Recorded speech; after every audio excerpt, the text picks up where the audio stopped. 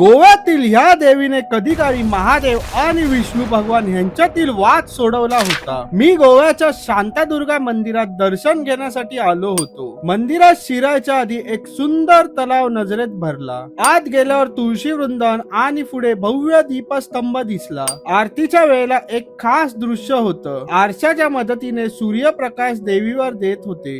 देवीची मूर्ती अत्यंत देखणी आहे। दर्शन झाल्यावर मी पूर्ण मंदिराची प्रदक्षिणा मारली।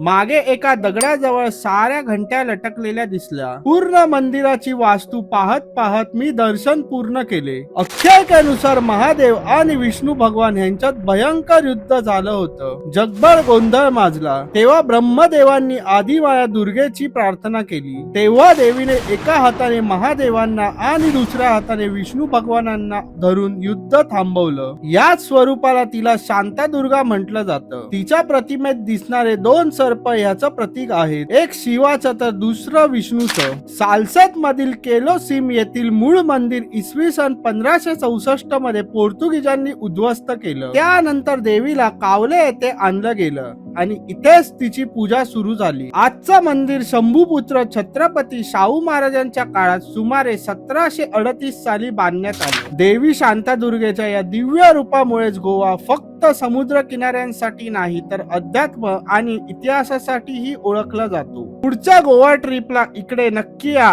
आणि अशाच अजून व्हिडिओसाठी आपल्या चॅनलला सबस्क्राईब करा।